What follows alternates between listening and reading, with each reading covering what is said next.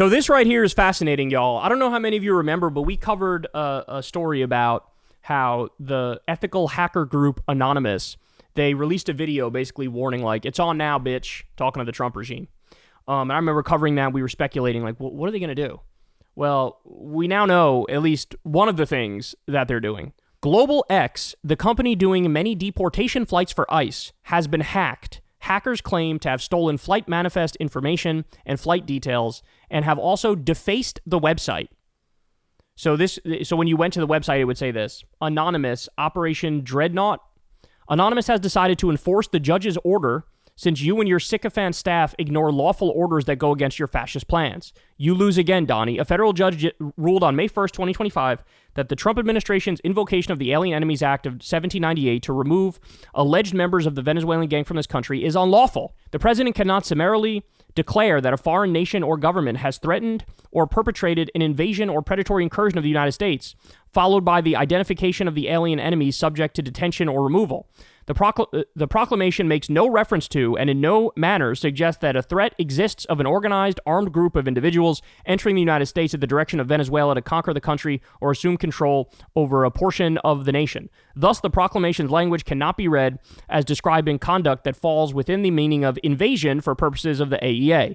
Allowing the president to unilaterally define the conditions when he may invoke the AEA and then summarily declare that those conditions exist would remove all limitations to the executive branch's authority under the AEA and would strip the courts of their traditional role of interpreting congressional statutes to determine whether a government official has exceeded the statute's scope. The law does not support such a position.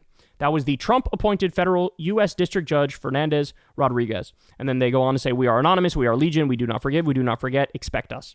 So they hacked the airline or the airline company that's doing a lot of the deportations. So there's an article here on this as well about how they were hacked. Hackers have targeted Global X Air, one of the main airlines the Trump administration is using as part of its deportation efforts, and stolen what they say are the flight records and passenger manifests of all its flights, including those for deportation, 404 Media has learned. So, because of what they're doing, we also will get, you know how we don't know a lot of the people who were sent to the slave labor gulag concentration camp in El Salvador? We didn't know all of them. They're trying to get us the names of all the people who were sent.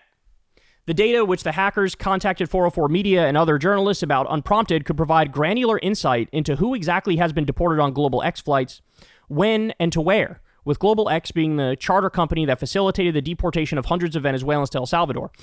And then they go on to quote from the piece. The hacker says the data includes flight records and passenger lists.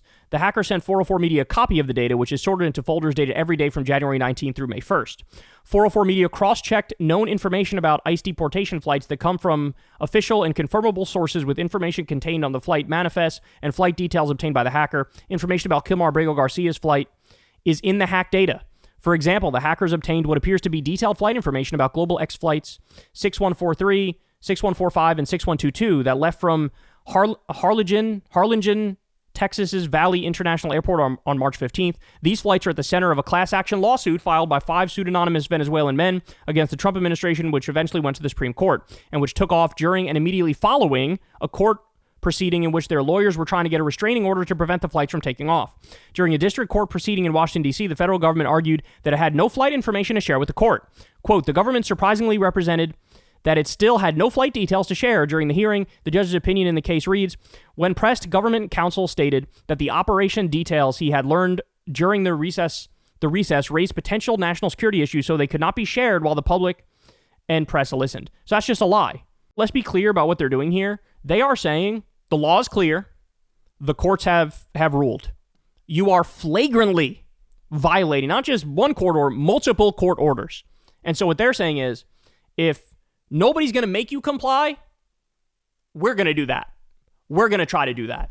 All the shit that you're trying to keep secret, it's all coming to light. We got all the information. We're going to give all the information to the media. We're going to learn about all these innocent people that you sent to this concentration camp, and we're not going to take it standing down. Guys, I got to be honest, I don't know how anybody can look at this and disagree.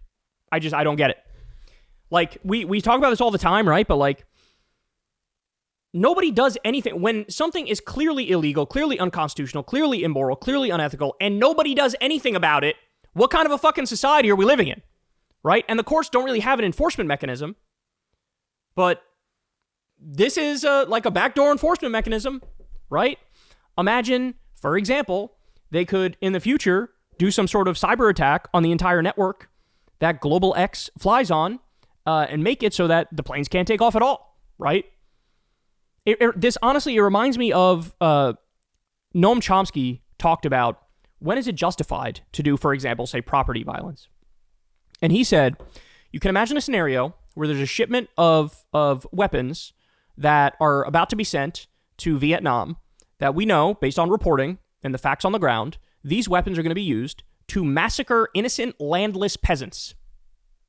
And what Chomsky says is, if somebody were to go into the weapons depot before the shipment goes out and the building's empty, nobody gets hurt, and they were to destroy the weapons, he said that's an example of ethical property violence, where technically you're committing a crime because you are, messing up the property, but it is clearly the morally correct thing to do.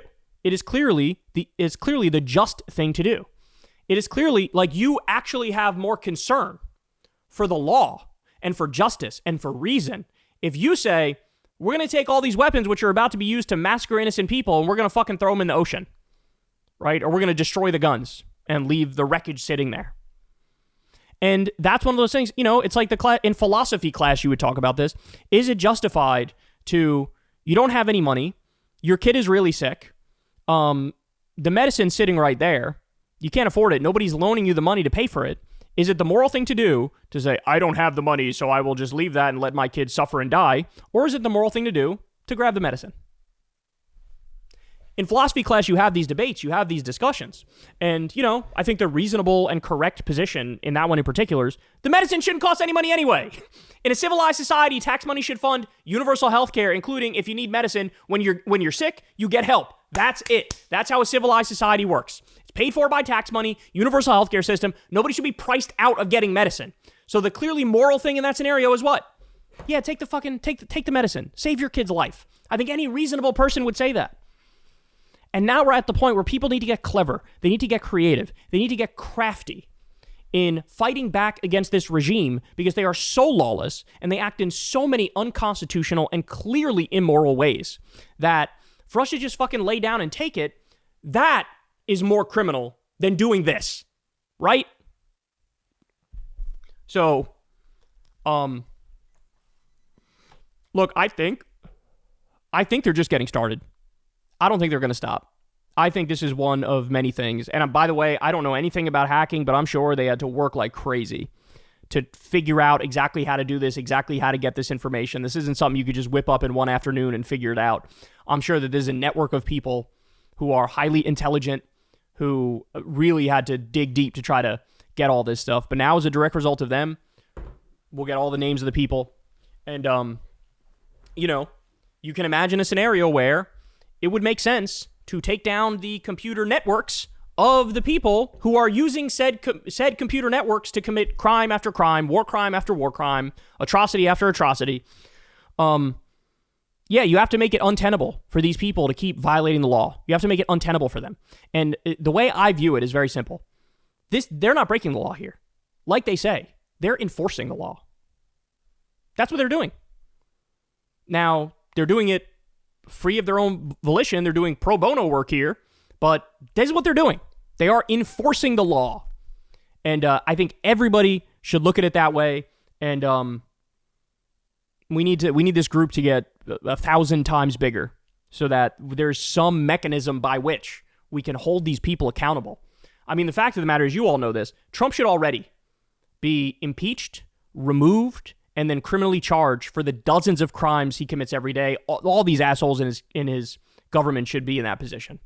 But the Republican Party is a cult. All the politicians bend the knee. And so here we are, where now you can't charge him criminally while he's sitting. He's not actually going to get through impeachment because then you'd need to have a very large number of Republicans to vote for it, and they're not going to fucking do that. So what are we supposed to do? Sit back and watch the fascist show as the country gets destroyed? No, it takes brave people doing creative things to get us to a better place. So there you have it, man. That is something there. That is something. You go check out the whole article. 404 Media wrote about it. As I said, I think they're just getting started, and I think this is going to get a lot more interesting. All right, y'all. I love y'all very much. You guys know the drill. Everybody, please do me a favor and sub to the channel. That means the world and costs you nothing at all. You could also click that bell icon to get a notification every time a video drops. Click that like button. Thank you to everybody who supports the show on Patreon. Could not do it without you. This is real independent media. Sign up for Crystal Kyle and Friends on Substack. That's below as well. And go subscribe to my boy Corin's channel. It's called Corin's World. We release Kyle and Corin's over there, and we've been doing it every week since we started on his channel. We haven't missed a week yet since we started posting it on his channel. All right, I love you guys. I'll talk to you soon. Peace. Hey, y'all, do me a favor and like and subscribe. It helps out big time in the algorithm. Click the bell as well for notifications when videos drop, and watch that video on screen right now. You know you want to.